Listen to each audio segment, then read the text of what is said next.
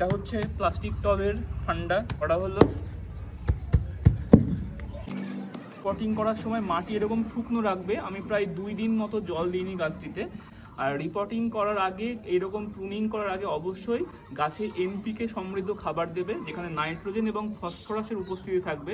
তোমরা fish fertiliser দিতে পারো, এনপিকে 1261 দিতে পারো, এনপিকে 1919 বা এনপিকে 20-20-20 এইরকম টাইপের খাবার গাছে স্প্রে করতে পারো বা মাটিতে ড্রেঞ্চ করতে পারো। তার দিন চারেক পরে অবশ্যই বায়োভিটা এক্স বা সিউইড বেসড কোনো বায়োপিজিআর তোমরা গাছে স্প্রে করবে, তারপরে প্রুনিং করবে, তারপর রিপোর্ট করবে। গাছের পাতা তাহলে দ্রুত বেরোবে।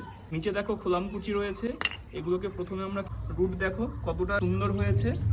এটাও কিন্তু 1:2:1 মিডিয়াতে ছিল। এখন যে অতিরিক্ত মাটি সেগুলোকে আমরা ঝরিয়ে নেব।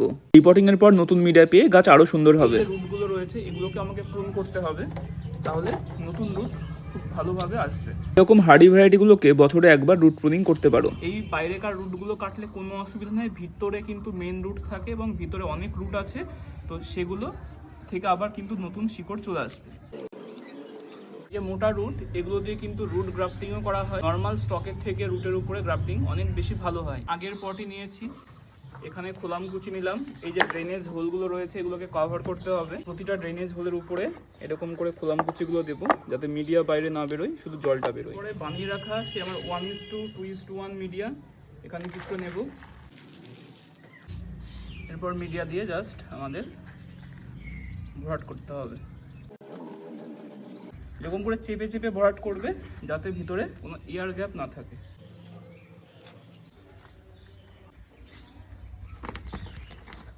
তো এই কাটা জায়গাগুলোতে ফাঙ্গিসাইড লাগিয়ে দেব, যাতে এখান থেকে না শুকিয়ে যায়। রেড খুবই স্ট্রং ভ্যারাইটি, গোড়াতে অল্প করে দিয়ে রাখবো।